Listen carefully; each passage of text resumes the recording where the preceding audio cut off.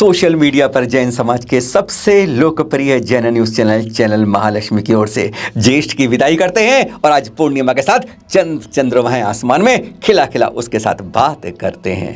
रात्रि 8 बजे आपके पास सादर जय जैन। खबरें लाई हैं 1 2 3 4। खबरें हैं बढ़िया, सबको जैसे कुछ शुरुआत करेंगे जैसे चमत्कार। खबरें 4, पहली है हमारे 7वें तीर्थंकर के जन्म तप कल्याण की धरा से। वहां पर सर्प आज भी पहुंच गया और उस दिन भी पहुंचा था, तब कैमरे में कैद नहीं किया था। इस बार आकाश भैया ने कैद किया है, वो आपको दिखाएंगे। दूसरी बात, जंतर मंतर पर कल फिर पहुंचना है, उसके बारे में बताएंगे।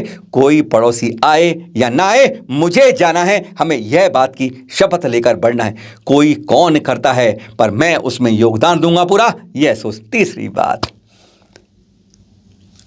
अनियत विहारी पहुंच गए छिंदवाड़ा। क्या गजब का स्वागत हुआ।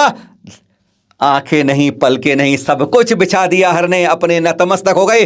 जैन नहीं अजैन भी दृश्य दिखाएंगे आज। और चौथी बात, इस 10 कौड़ा कौड़ी सागर के सबसे पहले कल्याणक आने वाला है, आज उसकी भी करेंगे आपसे बात। करते हैं शुरुआत सीधा बनारस से काशी के साथ। यह है सुपार्श्वनाथ भगवान की धरा।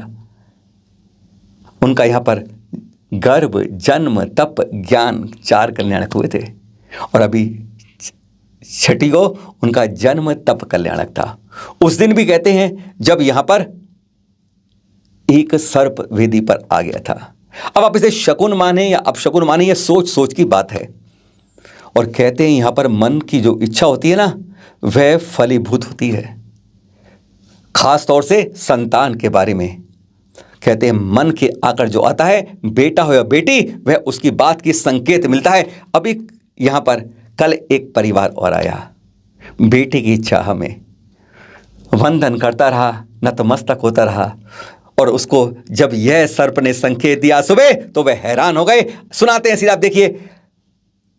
डॉक्टर आकाश जैन, आकाश भैया जी जो स्यादवाद जो यहाँ पर बनारस में हैं, उसके प्रवक्ता भी हैं, उन्हीं से सुनिए इसके बारे में। यह अतिशय है, यह चमत्कार है, और कैसी है मन भावन वेदी है जो मनोवांछित फल देती है, विशेषकर संतान के प्रति। सुनिए जरा आकाश भैया जी से। आज एक महान घटना वाराणसी में भगवान सुपार्श्वनाथ जी की जन्मभूमि पर, भगवान सुपार्श्वनाथ जी के यहाँ पर 4 कल्याणक हुए हैं वाराणसी में, गर्भ जन्म तप और ज्ञान कल्याणक। वहाँ पर अभी 2 दिन पहले सुपार्श्वनाथ भगवान का जन्म एवं दीक्षा कल्याणक था, और उससे पहली रात्रि को यहाँ पर एक मंदिर में के पास एक सांप दिखाई दिया था, और अभी ये सांप मंदिर की वेदी पर बैठा हुआ है। अभी हमने देखा सुबह को जब हम आए थे, मंदिर की वेदी पर ये सांप बैठा हुआ था, और बहुत ही शुभ संकेत है, क्योंकि सुपार्श्वनाथ भगवान की प्रतिमाओं के ऊपर भी कहीं 5 फन की प्रतिमा सुपार्श्वनाथ भगवान की मिलती है, और इनका भी सर्प से संबंध है। और यह स्थान जहाँ पर स्यादवाद महाविद्यालय स्थित है, वहाँ पर ही ये सुपार्श्वनाथ भगवान की जन्मभूमि है। कल की एक घटना हम आपको बताते हैं। कल लक्ष्मी नगर के एक श्रावक आए, उन्होंने मन्नत मांगी थी कि यदि हमारे बेटी पैदा होगी तो हम सुपार्श्वनाथ भगवान के चरणों में एक छत्र चढ़ाएंगे। और कल वे आए, बहुत परेशानी, उन्होंने बताया कि हमें टिकट भी नहीं मिल रहा था। टिकट हम बस से आए इतनी दूर, छोटी सी बच्ची 2 महीने की बच्ची को लेकर, और सुपार्श्वनाथ भगवान के यहाँ पे उन्होंने छत्र चढ़ाया। यहाँ पर अतिशय होते रहते हैं बहुत। यहाँ की सबसे बड़ी मान्यता है कि यहाँ पर यदि किसी को बेटा पैदा नहीं होता या बेटी पैदा नहीं होती तो उसको बेटा बेटी पैदा हो जाते हैं। ये बहुत महान अतिशय है यहाँ का, और सुपार्श्वनाथ भगवान का ये अतिशय प्राचीन काल से चलता आया है। यहाँ पर एक कुंड भी है, जिस कुंड में स्नान करने से कहते हैं कि बच्चे जिसको नहीं होते वो बच्चे होते हैं। उस पर लक्खी मेला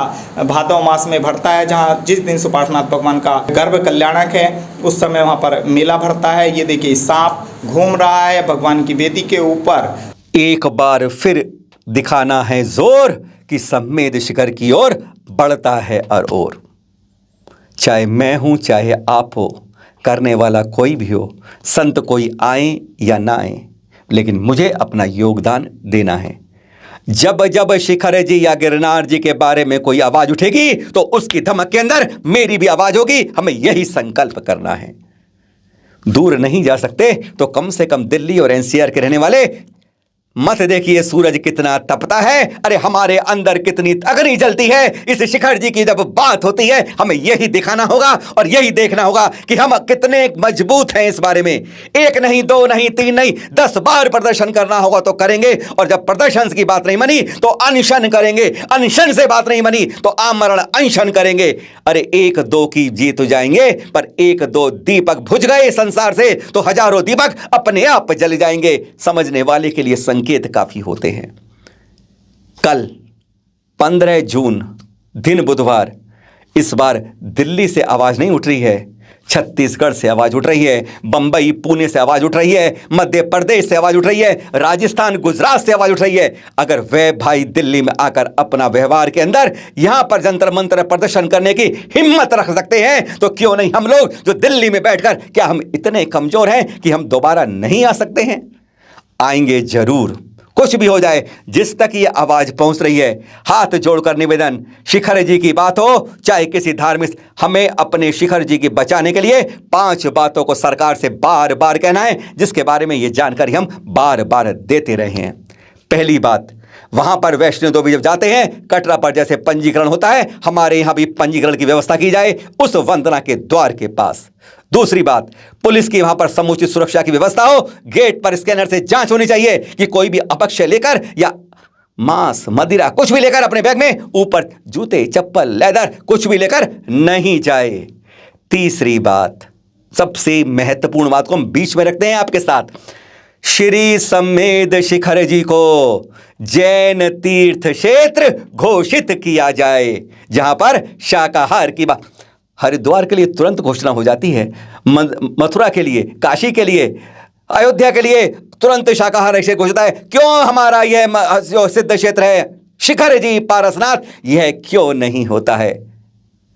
अल्पसंख्यक है तो दर्जा कुछ ज्यादा मिलना चाहिए, पर इस तरीके से बात नहीं बनती है तो जरूर हम अपने बात को पहुंचाएंगे। चौथी बात, 1984 के अंदर आपने इसको वाइल्ड लाइफ सेंचुरी घोषित कर दिया, हम नहीं स्वीकार करते। जैन समाज से पूछो तो सही एक बार कि वे अपने तीर्थ क्षेत्र पर क्या यह स्वीकार करता है? नहीं कोई करता, एक सज्जन नहीं मिलेगा जो जैनों की बात मानता हो। दूसरी बात, आपने फिर इसको 2018-19 में इसको फिर इको सेंसिटिव जोन घोषित कर दिया। नहीं चाहिए यहां पर्यटन, नहीं चाहिए यहां कोई आपका पर्यटन की तरह जश्न, नहीं चाहिए कोई कुटीर उद्योग, नहीं चाहिए यहां चौड़ी सड़कें, नहीं चाहिए यहां रोपवे, नहीं चाहिए हेलीपैड, यहां कुछ नहीं चाहिए। इसको तीर्थ क्षेत्र को तीर्थ क्षेत्र की तरह रहने दो। अरे वैष्णो देवी भी देखते हैं आप, केदारनाथ भी देखते हैं आप, बद्रीनाथ भी देखते हैं, कभी वहां पर कोई कुटीर उद्योग के धंधे लगाए हैं? कहीं वहां की सड़कें इतनी चौड़ी करी हैं कि रात को 24 घंटे वहां पर और तरह के काम हो सके, टूरिस्ट आ सके और फिर वो रात को अपने कमरों में मांस मदिरा की बात करें और वैसे ही धंधे यहां पर मुर्गी पालन जैसे पशु पालन शुरू करे जाए? इस क्षेत्र पर क्यों नजरें टेढ़ी होती हैं आप लोगों की, जो हमारे जैनों का सबसे शाश्वत? आएंगे जरूर, जंतर मंतर बात करेंगे, अपनी बात रखेंगे समाज के साथ, सरकार के पास, प्रशासन के पास, नहीं तो इलाज बहुत भी होते हैं।